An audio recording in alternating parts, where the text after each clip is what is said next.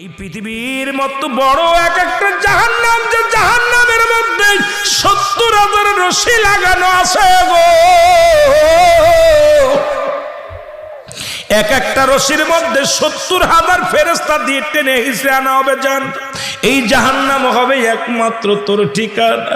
আর জাহান্নামের দরজার মধ্যে একটা গাছ লাগানো থাকবে। গাছটার নাম হলো জাক্কুম নামে কাঁটাযুক্ত গাছ। এই গাছ মানুষকে গাছের মতো ধরে ধরে গেরাস করে ফেলবে। ও মুসলমান, শুনে নাও, শুনে নাও। এই জন্য রাসূলের দরবারের মধ্যে চলে গেলেন একজন যুবক। নবীর কাছে যায়, বলে, নবী গো, মায়ার নবী,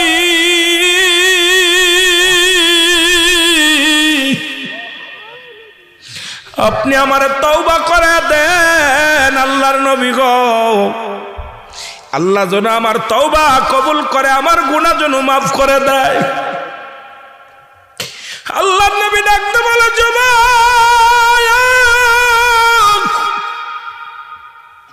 তুমি তওবা করো, তওবা করো, তওবাকারী আল্লাহ ভালোবাসে রে। যুবক বলে, ইয়া রাসূলুল্লাহ, ইয়া হাবিবাল্লাহ, নবী গো, আমি যে এত বড় অপরাধ করেছি, আমার আল্লাহ আমারে মাফ করবে না। এই পৃথিবীর মধ্যে আমার মতো পাপীর গুনাহ মনে হয় আমার আল্লাহ মাফ করবে না। আমার নবী ডাকতে বলে,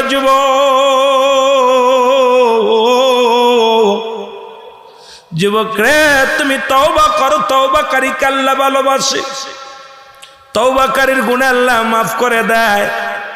যুবক বলে, নবী গো, আমার মন বলে আমার আল্লাহ মাফ করবে না। নবী বলে, যুবক রে, তুমি কি এত বড় অপরাধ করেছো বলো? বলে, হুজুর, মক্কা মদিনার জমিনে কাফনের কাপড় চুরি হতো কবর থেকে। ইয়া রাসূলুল্লাহ, ইয়া হাবিবাল্লাহ, এই মক্কা মদিনার গোরস্থান থেকে কাফনের কাপড় চুরি হতো, আপনি শুনছেন নি গো নবী গো? আমার নবী ডাক দিয়ে বলে, যুবক রে, শুনেছি মক্কা মদিনার বুকে গোরস্থান থেকে মানুষের গায়ের কাপড়গুলো খুলে নেওয়া হয়, আর ৩ টুকরা কাপড় শেষ সম্বলখানা দেওয়া হয়। এটা মানুষ কেমনে চুরি করে? যুবক বলে, ইয়া রাসূলুল্লাহ, ইয়া হাবিবাল্লাহ, ওই কাপন চোরি আমি, ইয়া রাসূলুল্লাহ, ইয়া হাবিবাল্লাহ। এই মক্কা মদিনায় গোরস্থান থেকে যত কাপনের কাপড় চুরি হতো, সমস্ত কাপনের কাপড় চুরি করতাম আমি। যুবক, নবী গো, আমারে কি আমার আল্লাহ মাফ করবে গো? আমার আল্লাহ। আল্লাহর নবী কয়, যুবক, তুই মাফ চা, আল্লাহর কাছে ক্ষমা চা, আমার মাওলার কাছে কি কর, তওবা কর। তওবাকারীকে আমার আল্লাহ ভালোবাসে, মাফ করে দিবে। যুবক বলে, নবী গো, আমার মন বলে আমারে মাফ করবে না। এরে আল্লাহর নবী ডাকতে বলে, যুবক রে, মাফ করবে না বল কেন? তুই তওবা কর।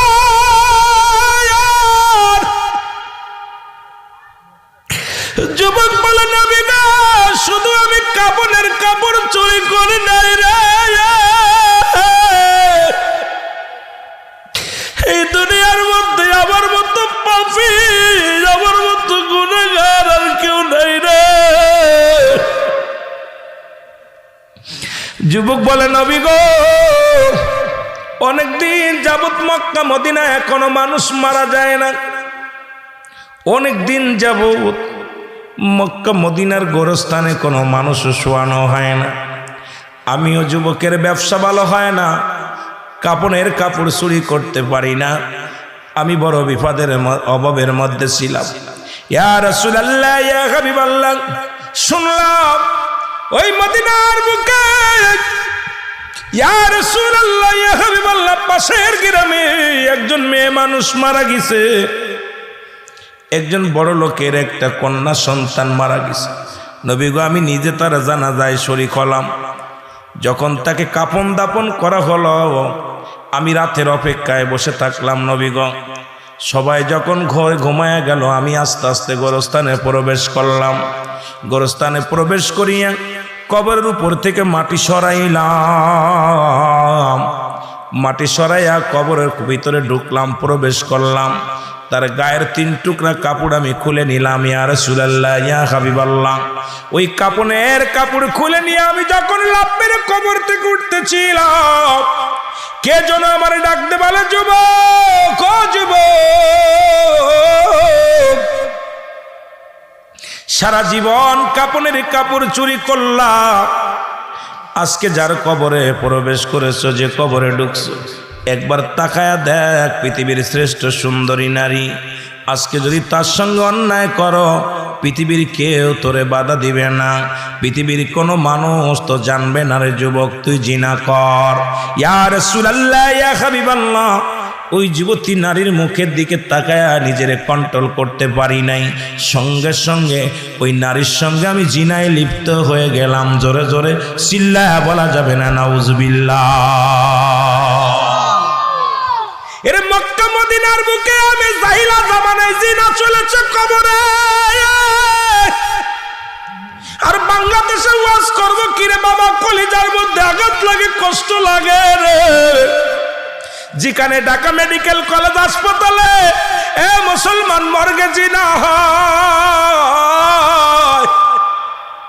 এ বাংলা কোন বাংলাদেশে বক্তা হইলাম রে, বড় কষ্ট হয়।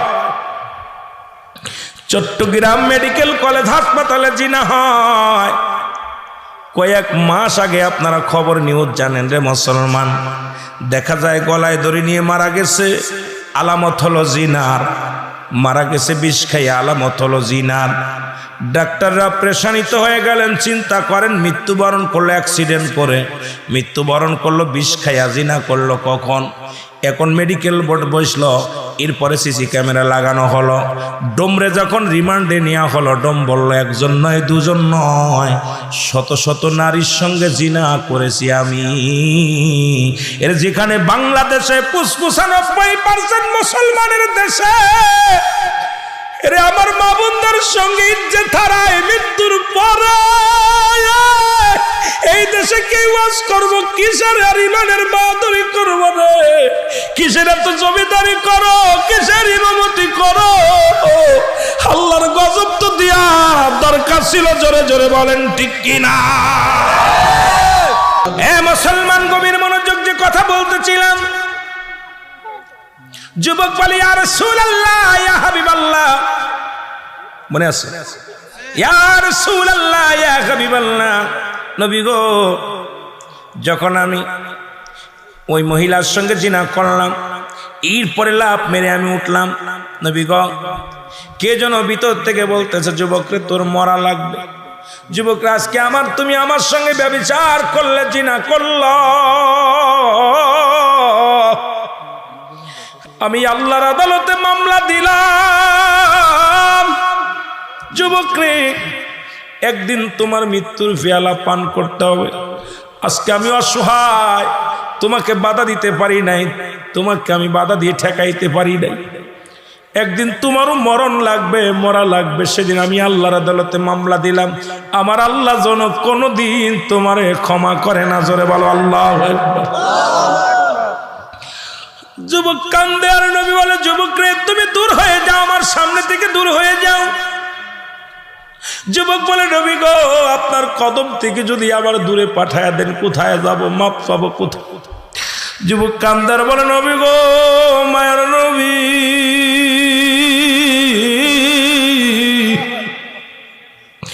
আপনার কদম থেকে যদি আমাদেরকে বিতাড়িত করে দেন, পৃথিবীর কোথাও যাওয়ার জায়গা নাই। আমার নবী বলে, যুবক রে, তুমি দূর হয়ে যাও, ও যুবক, তুমি দূর হয়ে যাও। যুবক কাঁদতে কাঁদতে চলে গেলেন। একদিন নয়, দুদিন নয়, 40টা দিন জঙ্গলের মধ্যে পড়ে কান্দার বলে, আল্লাহ, তুমি কি আমারে ক্ষমা করবা না? আমার মতো পাপীর আল্লাহ তুমি দুনিয়া থেকে বিদায় করে দাও। আল্লাহ, আমার মতো পাপী জগতের মধ্যে নাই। আল্লাহ, তুমি আমারে মাফ করে দাও। একটা মেয়ে 40টা দিন অজার নয়নে কান্দে। এই যুবক কাঁদতে কাঁদতে চোখের পানি পড়িয়া ঘা হয়ে গেল, গায়ের মুখের গোস্তগুলো খসে খসে পড়ে গেল। যুবক অঝার নয়নে কান্দে। অবশেষে এলহাম শুনতে পাইলেন, যুবকরা আর কান্দিস না, তোর চোখের পানি আর সইতে পারে না, আমার মওলা তোরে আমার আল্লাহ মাফ করে দিছে। জোরে জোরে বলেন মারহাবা। সবচাইতে সহজ মৃত্যু যেটা হয়, 70টা তাজা উটের গায়ের চামড়া জবাই না করে উল্টো দিকে টান দেয়া লবণ আর মরিচ লাগা দিলে যতটুকু যন্ত্রণা হয়, এর চাইতে 70 গুণ যন্ত্রণা হলো একটা সাধারণ মৃত্যু। এখন অনেকে মরণকালে পায়খানা করে দেয়, অনেকে মরণকালে প্রস্রাব করে দেয়, অনেকে মরণকালে জিহ্বাটা বাইর হয়ে যায় রে,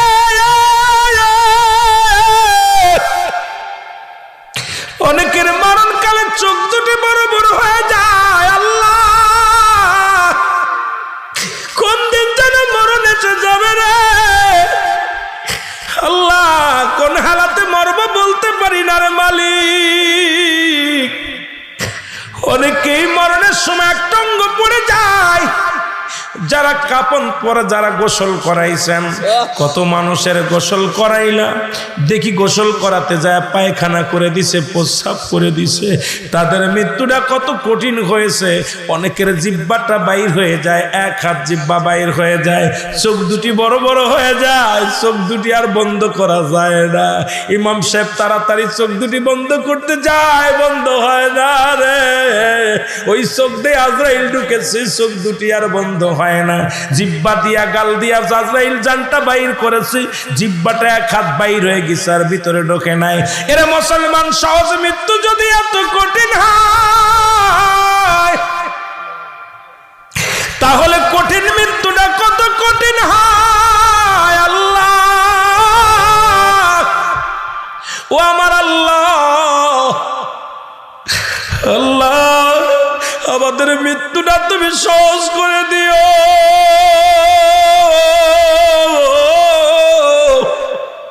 যেদিন মালাকুল মউত আসবে রে আল্লাহ, রাসূলের সিয়ারা মুবারক কায়না বানায়া দিও আল্লাহ, জবানের মধ্যে মধুর কালেমা জারি করে দিও আল্লাহ, ওই মৃত্যু যন্ত্রণা সব চাইতে সহজ করে দিও গো আল্লাহ। এই দুনিয়ার বুকে যেহেতু আইসি, মরাই তো লাগবে, কেউ বেঁচে নাই, আমিও থাকবো না রে আল্লাহ। আল্লাহ, আজকের এই সিদ্দিরপুরবাসী চোখের পানি ছেড়ে কান্দে গো আল্লাহ। আমাদের 1 নাম্বার বিপদ হলো মরণ, সেই মরণটা আমাদের সহজ করে দিও।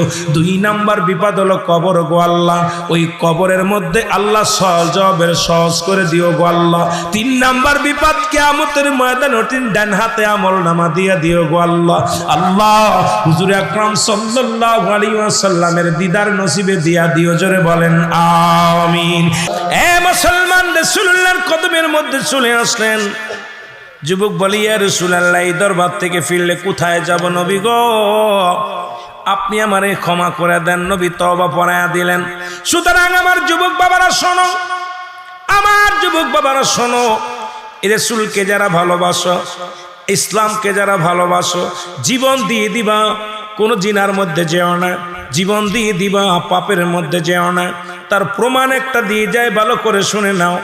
রাসূলুল্লাহর যুবক সাহাবী রাসূলের পাশে 5 ওয়াক্ত সালাত আদায় করে, প্রতিদিন রাসূলুল্লাহর পিছে যে নামাজ আদায় করে। কিন্তু এই মসজিদের পাশে একটা দুষ্ট মহিলা ওই যুবকের প্রেমে পড়ে গেলেন। যুবককে প্রতিনিয়ত প্রেমের পায়গাম দেয়, প্রেমের দাওয়াত দেয়, প্রেমের কথা বলে। যুবক বলে, না না, আমি মুসলমান, তুমি বেগানা মহিলা, তোমার সঙ্গে আমার কোনো সম্পর্ক নাই, আমার পথে তুমি দাঁড়াইবেন না, কারণ আমার মরা লাগবে, কবরে যাওয়া লাগবে, আল্লাহর আদালতে আমি কি জবাব দিব? আমি জবাব দিতে পারবো না, তুমি আমার পথ আঁকড়াবা না, কারণ আমি আমার মাওলারে ভয় পাই, আমি আমার নবীরে ভালোবাসি, ইসলামকে ভালোবাসি, সুতরাং আমার দ্বারাই অন্যায় কাজ করা সম্ভব নয়। জোরে বলো মারহাবা। এ মুসলমান, একদিন রাসূলুল্লাহ রাতের অন্ধকারে ইশা সালাত আদায় করে সাহাবীদেরকে নিয়ে আলোচনা করতেছিলেন। একটু সময় বিলম্ব হয়ে গেল, যুবতী বসে আছে। যখন ওই যুবক ওই রাস্তা দিয়ে গেছে, যুবককে ধরে ঘরের মধ্যে নিয়ে গেলেন। ভালো করে শুনে নেবেন বাবা, রাসূলকে যারা ভালোবাসেন, যারা ইসলামকে ভালোবাসেন, আলোচনাটা দিলের কান্ডা লাগা শুনবি আমার যুবক বাবারা। তোদের মতো যুবক আমি ছিলাম, আজকে বয়সটা প্রায় 43-এর কোটায় চলে গেছে। কারণ কখন যেন মারা যায় দেখলে মনে হয় যুবক, আরে বাবা যুবক নয়। কারণ ওই যে আজকে কামেল পাশি করেছে, আজ থেকে মুসলমান 26 বছর আগে কামেল পাশটাই করেছে। সুতরাং এখন বয়সটা কতটুকু হতে পারে এখন বলতে গেলে অনেক কষ্ট হয়। রে মুসলমান দিলের কান্ডা লাগায় শুনে নাও, আর মুসলমান দিলের কান্ডা লাগায় শোনো। যুবককে ঘরের মধ্যে নিয়ে যুবককে অনেক ফেলে চেষ্টা করলেন, একবারও যুবতীর মুখের দিকে তাকাইলেন না। এবার যুবক ওই যুবতী কি করলেন, গায়ের কাপড় খুলে ফেললেন, পণ্যের কাপড় খুলে ফেললেন, পুরো উলঙ্গ হয়ে গেলেন। যুবকটা একটা চিৎকার মেরে বলে, আল্লাহ তুমি আমার উদ্ধার করো, আল্লাহ আল্লাহ আমি মুসলমান, আমার নবীর উম্মত, ইসলামের কলঙ্ক হবে, তুমি এমন কাজ আমার দেখ করায়ও না আল্লাহ। আল্লাহ তুমি তো দেখতেছো, দুনিয়ার কেউ না দেখলে তুমি দেখো রে আল্লাহ। দুজন তো কেরামন কাতিবিন, দুজন তো আমার কাছে আল্লাহ, দুজন তো এই মেয়েটার কাছে মোট 4 জন আল্লাহ, তুমি একজন 5 জন। আমার নবী বলছে ন্যায়পর নয়, 2 জন সাক্ষী 3 জন সাক্ষী হলে তার কঠোর বিচার হবে আল্লাহ। এখন তো সাক্ষী অনেকগুলো আল্লাহ, তুমি তো দেখো আল্লাহ, তুমি নিজে দেখো।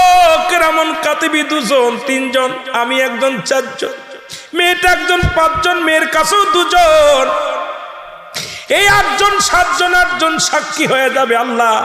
তোমার দরবারে আমি কি জবাব দিব?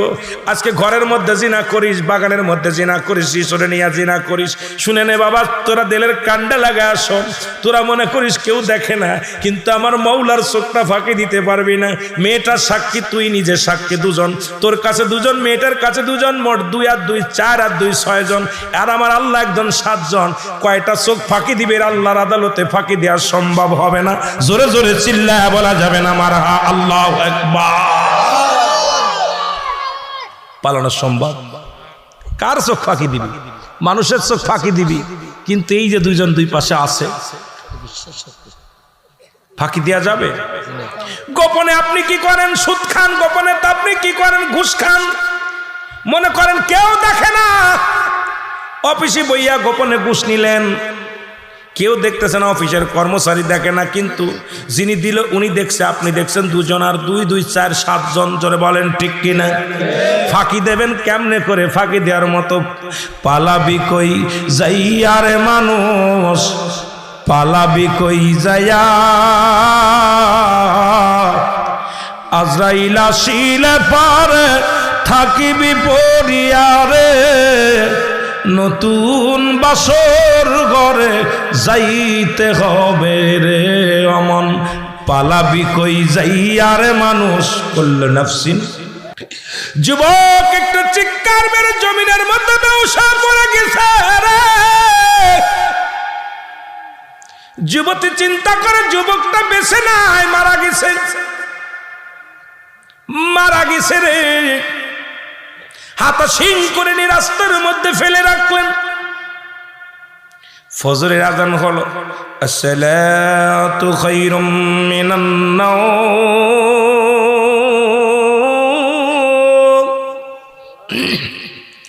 আসসালাতু খায়রুম মিনান নাওম।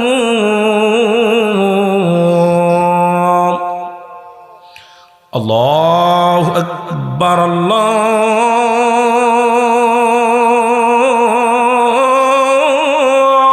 আকবার, লা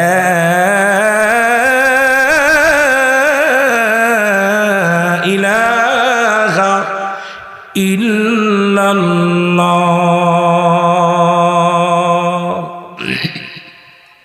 নবীর সাহাবীরা আযান পড়লে দলে দলে মসজিদে যায়, আর আমরা আযান পড়লে মসজিদের পাশ থেকে কেটে চলে যাই। জোরে বলেন ঠিক কিনা? নামাজ শেষ করে দেখে রাসূলুল্লাহ সাহাবী রাস্তার মধ্যে পড়ে আছে। আল্লাহু আকবার বলেন না। রাসূলুল্লাহ সাহাবী রাস্তার মধ্যে পড়ে আছে, হাতা শিং করে নিয়ে বাড়ি নিয়ে গেলেন।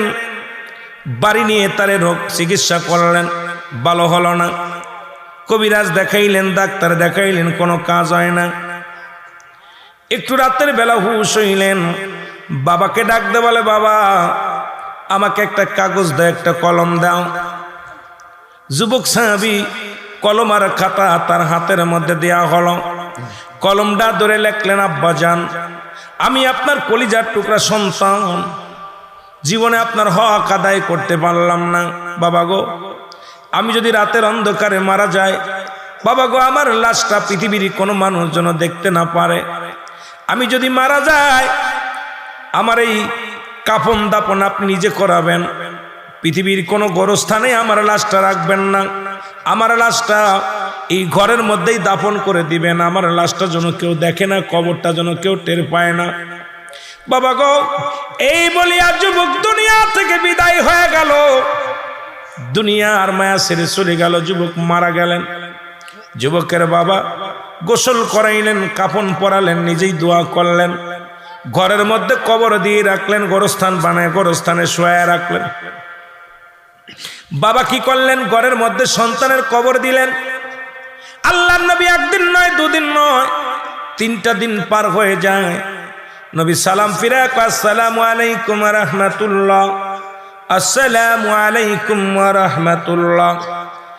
নবী সালাম ফিরে বলে, আমার যুবক, আমার সাহাবীরা রে, আমি আজ 3টা দিন লক্ষ্য করি আমার যুবক সাহাবী, এ যুবক বাবারা শুনে নে, তোরা ভালো করে শুনে নে। আমার নবী কান্দার বলে, সাহাবীরা রে, আমি আজ 3টা দিন আমার যুবক সাহাবীকে মসজিদে দেখি না। কারণ কি, যুবক সাহাবী কি কোনো অসুস্থ হলো? সাহাবীরা বলে, ইয়া রাসূলুল্লাহ, ইয়া হাবিবাল্লাহ, হয়তো কোনো মেহমান বাড়ি গেছে। আমার নবী কয় না, কারণ ইমাম সাহেব এলাকার যিনি ইমাম, এলাকার যারা মুসল্লি দেখবেন, একবেলা যদি মসজিদে না আসে, দ্বিতীয় বেলা ইমাম সাহেব জিগায়, অমুক আসে নাই কেন? ইমাম সাহেব কয়তে, ভাই অমুক আসে নাই, কি হয়েছে, কুটুম বাড়ি গেছেনি অমুক মুসল্লি। কারণ ইমামের সাথে মুসল্লিদের সম্পর্কটা ভালো হয়ে যায়, এই জন্য ইমাম সাহেব খবর নেয়। জোরে জোরে চিল্লায় বলেন ঠিক কিনা? এই রাসূল এইরকম, আমার নবীজি ছিলেন ইমামের ইমাম, নবী ছিলেন, আমার নবী ইমাম ছিলেন, সাহাবীরা ছিল মুসল্লি। নবী সদা সর্বদাই নামাজ শেষ করে সাহাবীদের সাথে কৌশল বিনিময় করতেন। নবীজি সবার কাছ থেকে কথা শুনতেন, কেমনে কেমনে চলো, কেমনে পরামর্শ দিতেন। নবীজি সাহাবীদের হালাত শুনতেন, তুমি কি করো, কি খাও, কি কেমনে থাকো। আল্লাহর নবীর সাহাবীরা বলে, হুজুর ওই যুবক সাহাবী নিশ্চিত কোন মেহমান বাড়ি গেছে, না হয় কোথাও গেছে।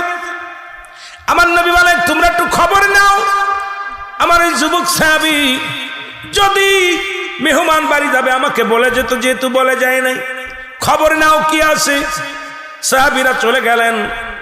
যুবকের বাবার বলে, আসসালামু আলাইকুম, হে আল্লাহর নবী সাহাবীর বাবা, আপনার ছেলে কোথায় গেছে নবীজি জানতে বলেছেন। বলে, আমি কিচ্ছু বলতে পারি না, আমার ছেলে কোথায় আছে আমি জানি না। বলে, কোন মেহমান বাড়ি গেছে? কয় জানি না। কোন জায়গায় গেছে? বলে জানি না। কোথায় আছে, কি হালাতে আছে আমি জানি না, আমি কিচ্ছু বলতে পারবো না। আল্লাহর নবীর কাছে সাহাবীরা যায়, বলে, ইয়া রাসূলুল্লাহ, ইয়া হাবিবাল্লাহ। যখন ওই সাহাবীর বাবার কাছে জিগাইলাম, ওই সাহাবীর বাবা দুটি চোখের পানি ছেড়ে দিছে, কারণ সন্তানের লাশ বাবার কাছে কত ভারী।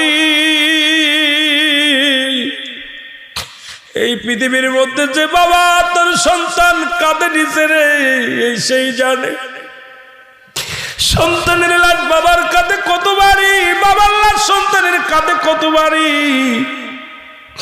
একমাত্র লাশ বহনকারী ব্যক্তি জানে, পৃথিবীর অন্য কেউ জানে না, কেউ বলতে পারে না।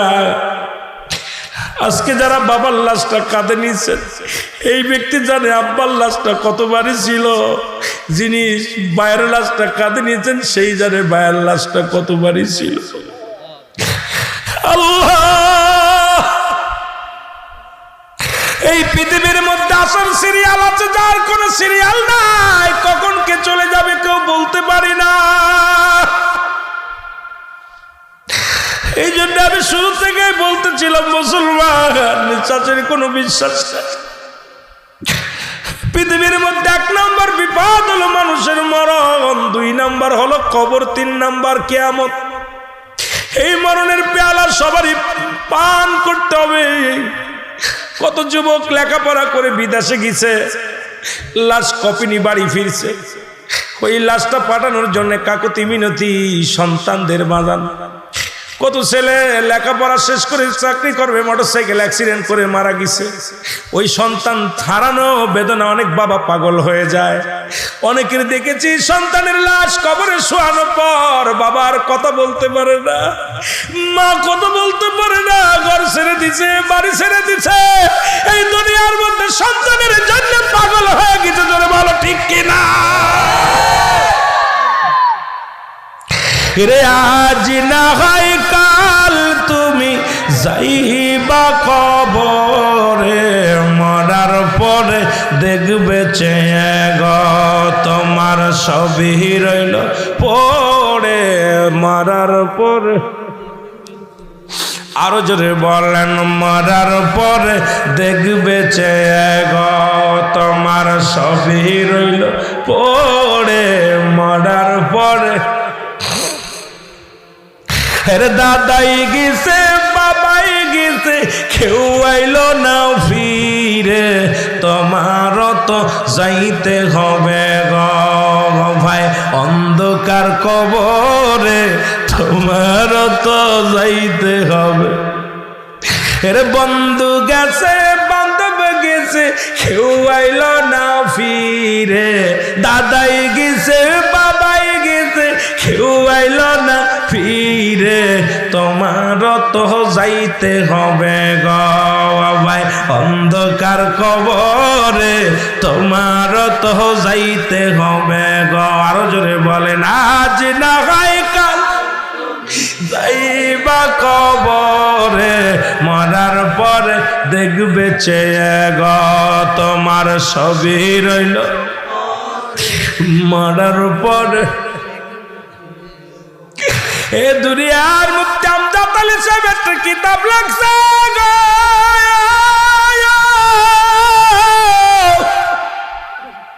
কিতাবের নাম বাহারে শরিয়াত।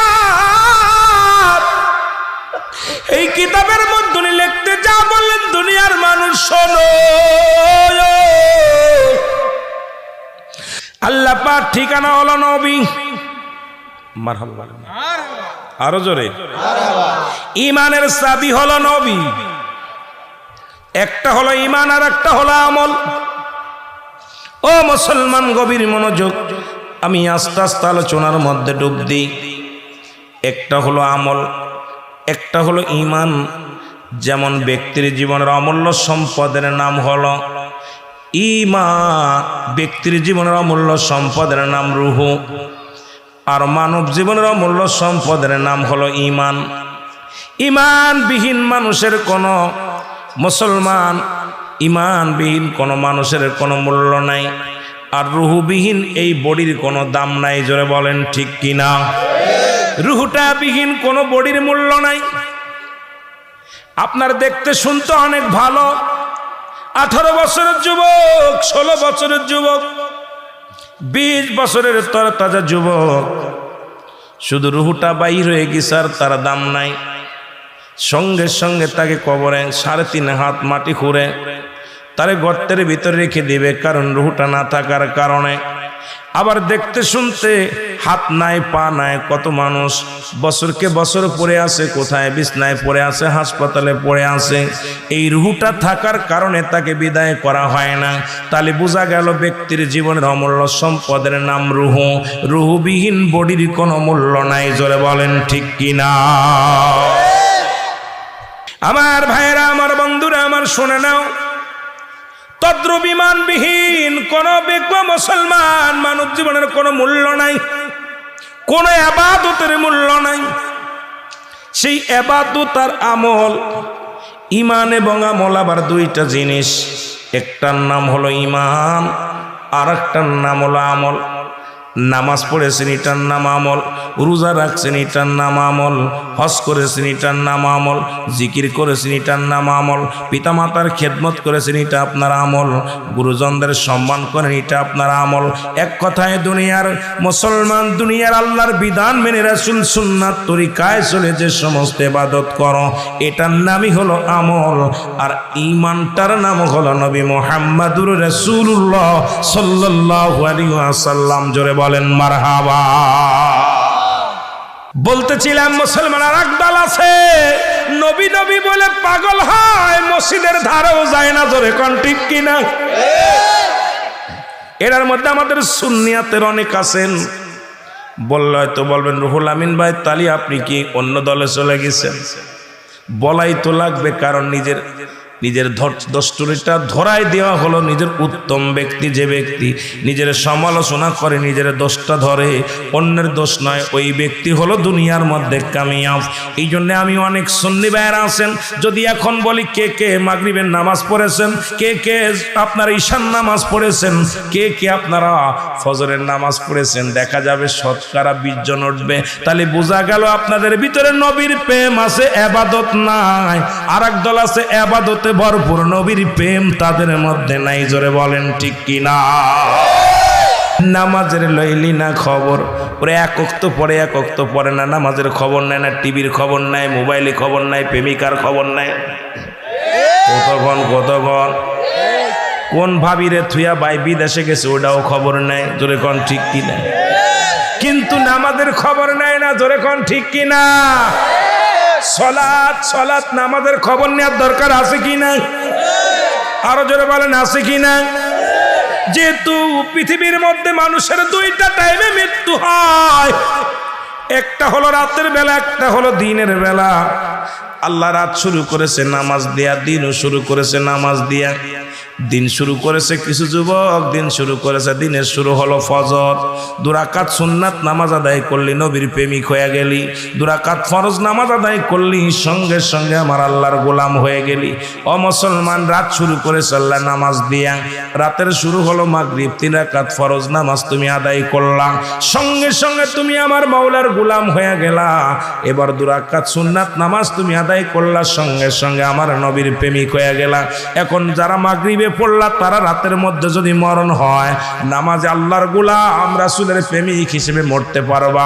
ওই ফজরে যারা পড়ছো, তারা যদি তোমরা দুনিয়ার মধ্যে এ মুসলমান দিনের মধ্যে যদি মৃত্যু হয়, তোমরাও হবা আল্লাহর গোলাম রাসূলের প্রেমিক। এখন যারা নামাজ ছেড়ে দিছো, তারা হবা শয়তানের ভাইরা। ভাই জোরে বলেন ঠিক কিনা? নবীজি বলছেন 2টা জিনিস যে ব্যক্তি আমার কাছে হেফাজত করল, কথা বলল, ওয়াদা করল, যে ব্যক্তি আমার কাছে ওয়াদাবদ্ধ করল, আমি নবী তার হাত ধরে জান্নাতে নিয়ে যাব। এখন নবীর সাথে কে কে জান্নাতে যেতে চান একটু হাত তোলেন। মারহাবা বলেন না? আর একটু জোরে বলেন মারহাবা। আল্লাহ তুমি তাকা দেখো গো,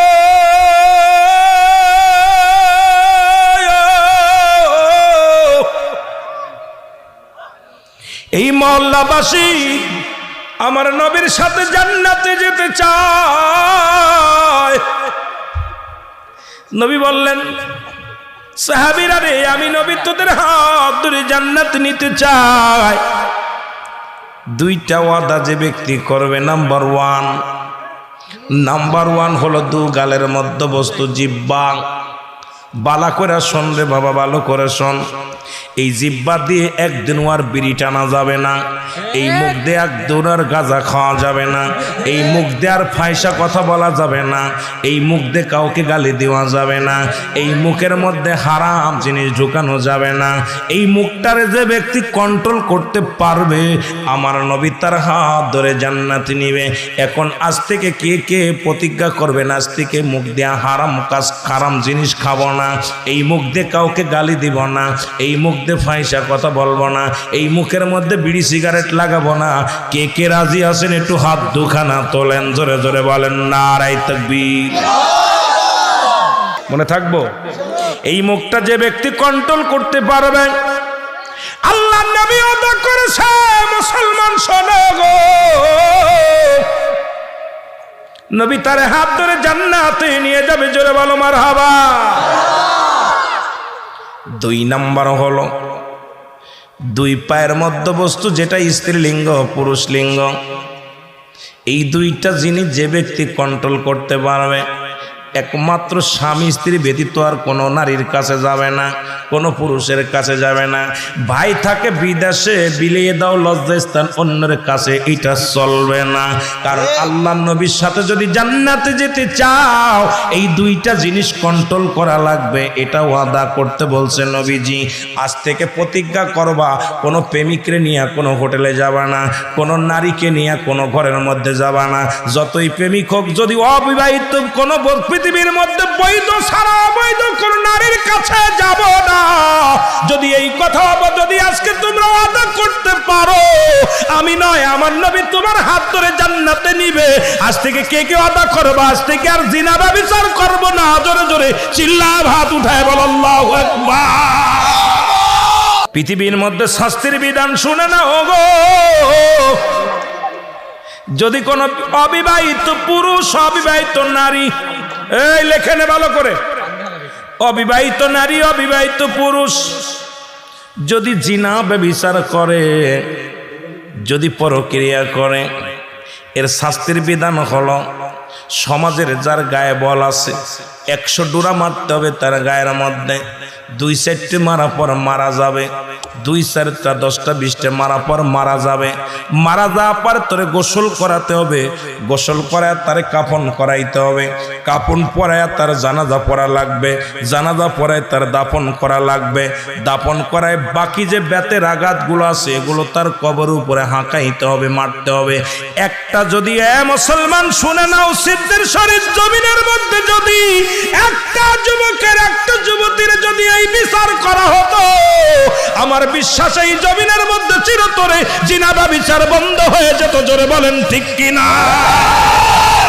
যদি বিবাহিত পুরুষ যদি জিনা ব্যভিচার করে, এ যুবক দিলের কান্ডা লাগা শুনে লও, বিবাহিত পুরুষ বিবাহিত নারী যদি জিনা করে ব্যভিচার করে, পরক্রিয়া করে যদি ধরা পড়ে গো, ভালো করে শুনে নেন, এই বিবাহিত নারী বিবাহিত পুরুষের নাভি পর্যন্ত মাটির নিচেই পুঁততে হবে, বুক পর্যন্ত। এবার তাকে কঙ্কার মারতে হবে, পাথর ছুঁড়ে মারতে হবে। যতক্ষণ পর্যন্ত মৃত্যুবরণ করবে না ততক্ষণ পর্যন্ত তার মারা বন্ধ করা যাবে না। যখন নিশ্চিত হয়ে যাবেন মৃত্যুবরণ করেছে, তখন তাকে কয়টা মাটি করে আবার উঠাইবেন। উঠায়া তার জানাজা পড়া যাবে না, তার কাফন দেওয়া যাবে না, দাফন দেওয়া যাবে না। ওই বিবাহিত নারী বিবাহিত পুরুষকে কুকুর শেল দিয়ে খাওয়াইয়া দিতে হবে লাশটারে।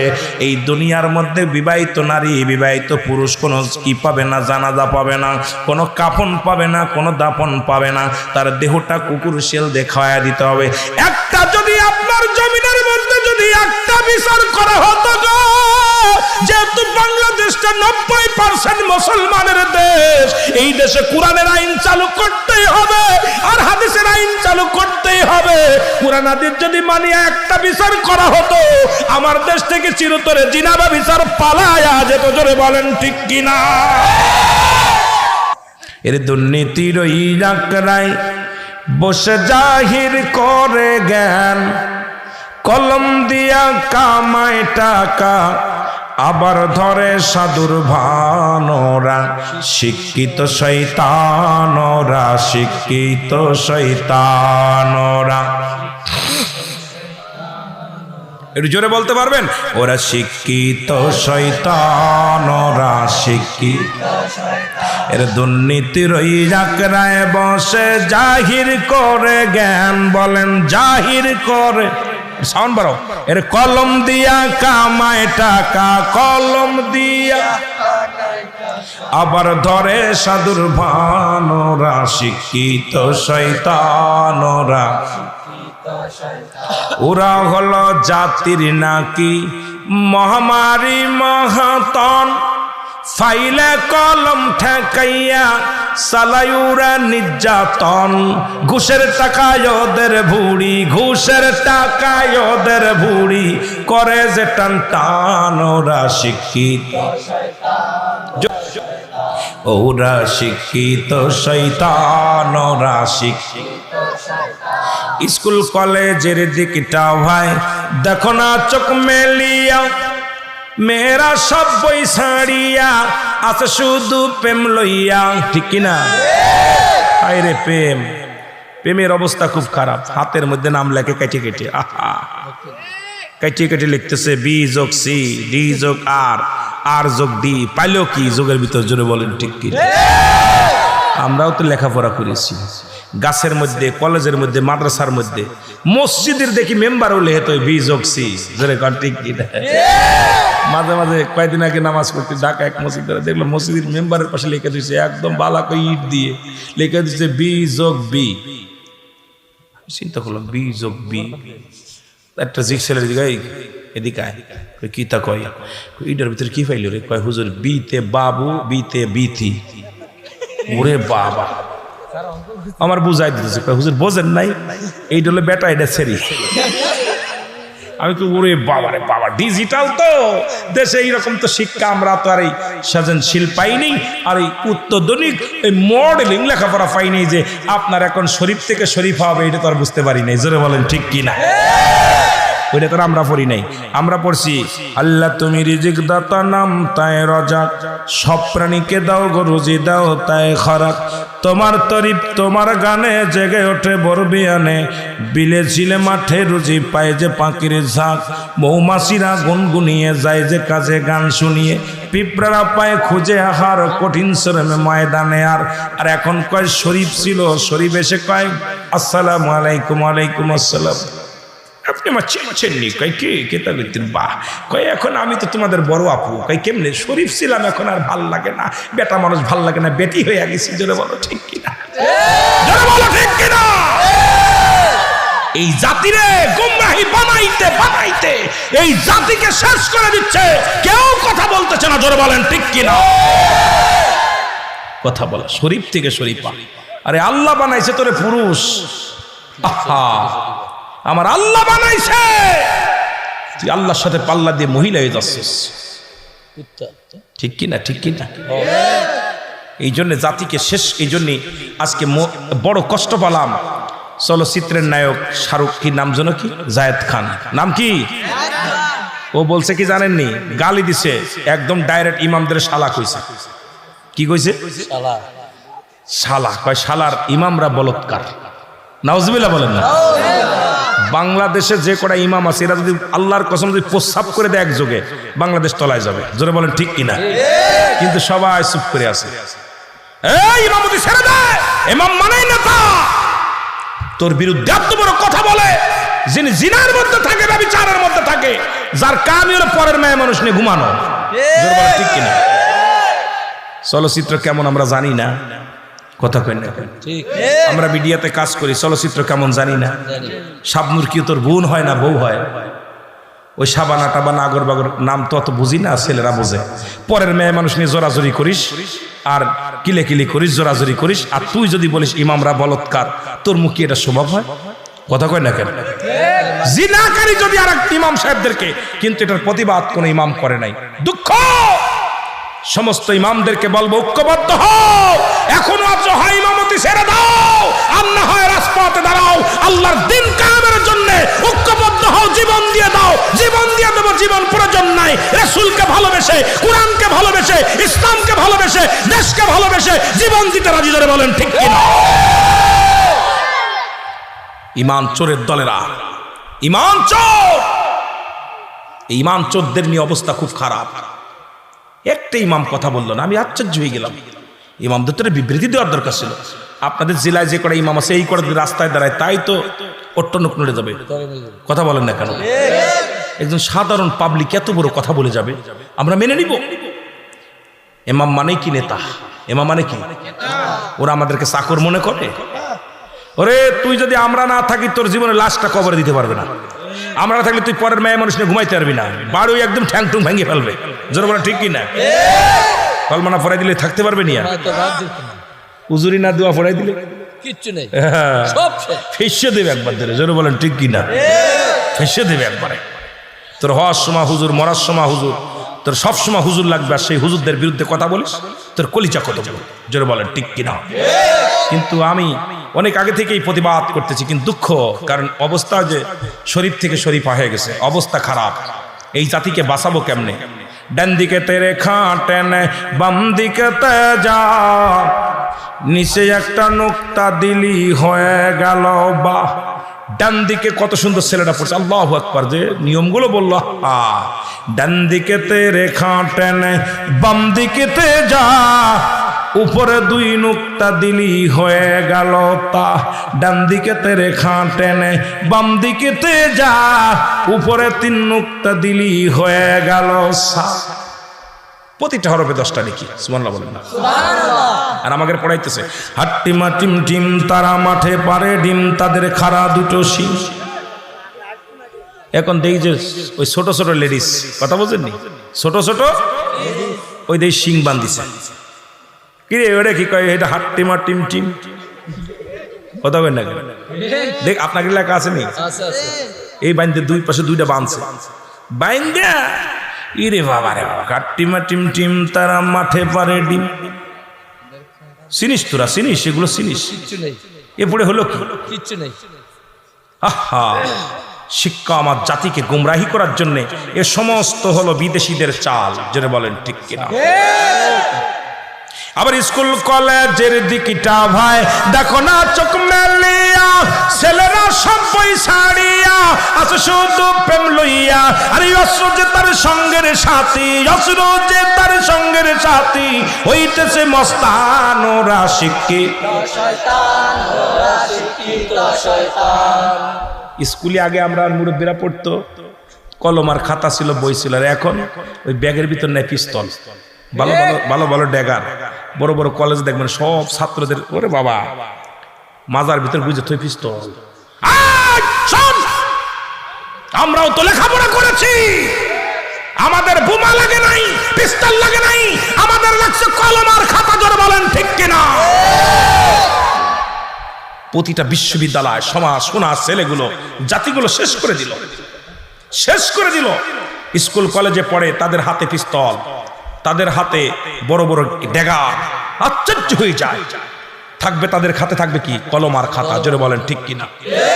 বই খাতা কলম, কত কষ্ট করে বাবা মা টাকাগুলো দিতেছে, আর ওরা বইয়া বইয়া অফিসে বইয়া খায়, আর রাত ভরে বন্ধু কয়, বন্ধু বইয়া আপনার ছুরিতে দাঁত দেয়, কারো জবাই করবা। দেখেন না অবস্থা, কি অবস্থা। আহা, ওই যে আমাদের কুষ্টিয়ার আব্রাহা করে চিরতরে বন্ধুরা শেষ করে দিল। আহা, কিভাবে শেষ করে দিল, পিটায় পিটায় শেষ করে দিল।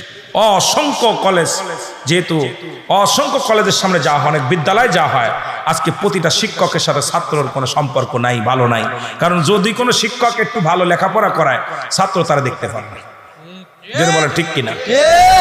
আল্লাহ, তোদেরকে আমি বলতেছি, তোরা লজ্জা থাকলে ভালো, যদি লজ্জা না থাকলে লজ্জাপতির পাতা বেটে খাস, তারপরে ভালো হয়। এগুলো ছেড়ে দে। তবে আমার বিশ্বাস আজকে যারা বসেছে এগুলোর মধ্যে কেউ নাই, যদি থাকতো এরা এখানে আসতো না, জোরে বলেন ঠিক কিনা? আল্লাহ কবুল করুক। আজকে যারা যুবক আছে, আল্লাহ এদের জন্য আল্লাহ দয়া করে, আল্লাহ যুব বেকারদের জন্য বেকারত্ব দূর করে দেয়, জোরে বলেন আমিন। মুহাব্বতে দুরূদ শরীফ পড়েন, আল্লাহুম্মা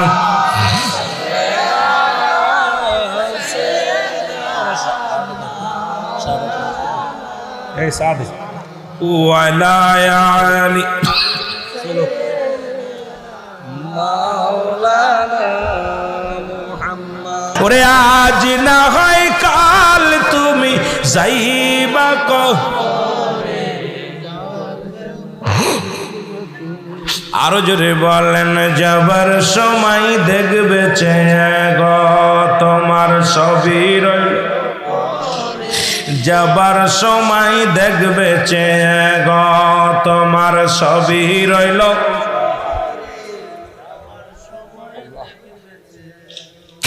আদরের ছেলে আদরের মেয়ে সেও যাবে গোসলে, আদরের ছেলে আদরের মেয়ে সেও যাবে গোসলে, মরার পরে দেখবে চেয়ে গো তোমার সবই রইল পড়ে, মরার পরে আরো জোরে বলেন, মরার পরে দেখবে চেয়ে গো তোমার সবই রইল পড়ে, মরার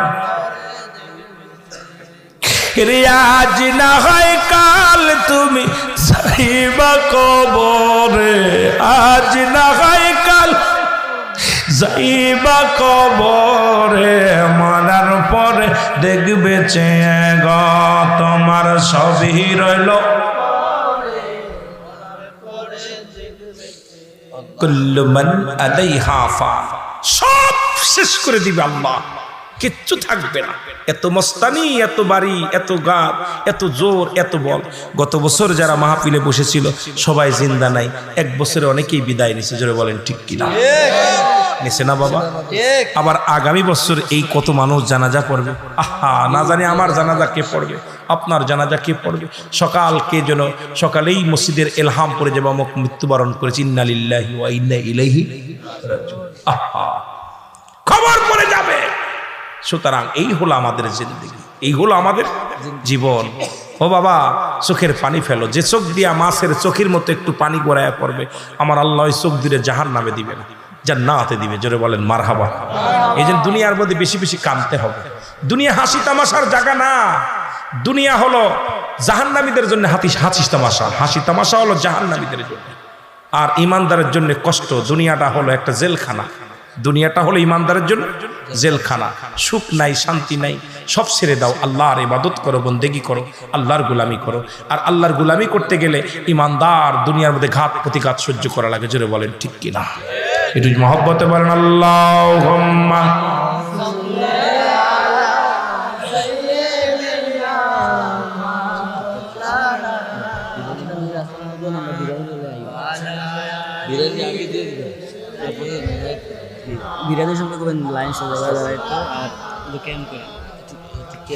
মুসলমান গভীর মনোযোগ। আমি যে কথা বলতে চাইলাম গো, কথাটা শেষ না করতে পারলে আপনাদের মজা লাগবে না, কথাটা শেষ করা লাগবে না। মুসলমান, যে কথা বলতেছিলাম শুনে নেন।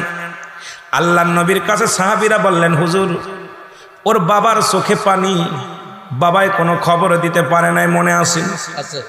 কিন্তু বাবার চোখে পানি, কারণ বাবা যখন সন্তানের কথা, যতদিন আব্বা মা বেঁচে থাকে, বুড়া হয়ে গেছে, তবু চোখের পানি ছাড়বে। আপনার বাবা মারা গেলে আপনি ভুলে যাবেন 2 বছর 4 বছর পরে, কিন্তু আপনার আব্বা যতদিন বেঁচে থাকবে রে, মা জননী যতদিন পর্যন্ত দুনিয়ার মধ্যে জিন্দা থাকবে গো,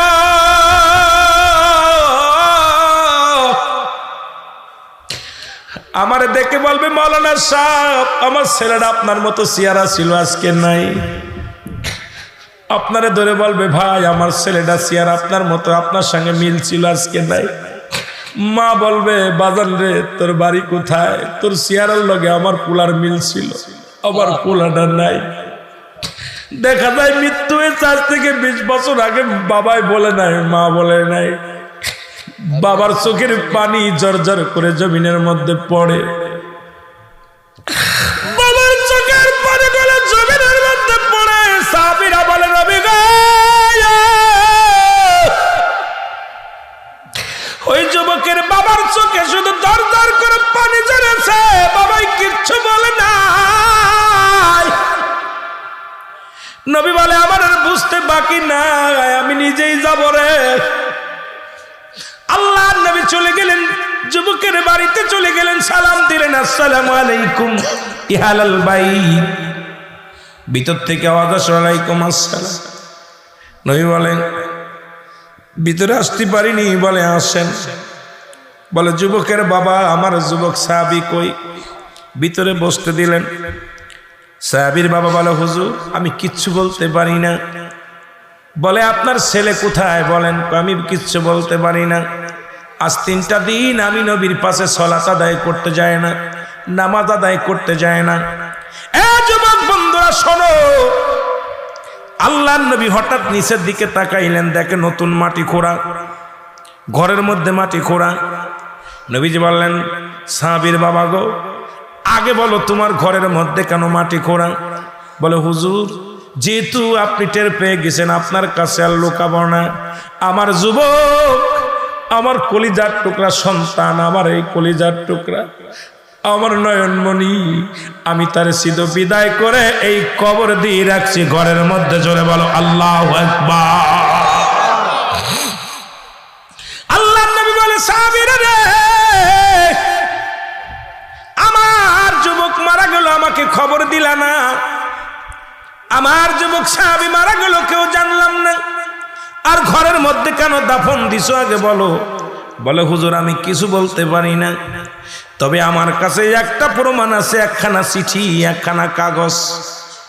কাগজখানা এনে দিলেন হুজুরের হাতে, নবীজির হাতের মধ্যে। নবীজি কাগজখানা পড়ে দেখে, বাবা যান, আমি আপনার কলিজার টুকরা সন্তান, বাবা গো আপনার হক আদায় করতে পারলাম না, আমি রাতের অন্ধকারে মারা যাব। বাবা গো যদি মারা যায়, আমার দেহখানা কোনো মানুষ যেন দেখতে না পায়, আমার লাশটা আপনি নিজে হাতে দাপন করবেন, নিজ হাতে কাপন পরাইবেন, নিজ হাতে গোসল করাইবেন, আর ঘরের মধ্যে দাপন করে রাখবেন, পৃথিবীর কোনো মানুষ যেন জানতে না পারে। আল্লাহ নবী একটা চিৎকার মেরে বলে, সাহাবী রে,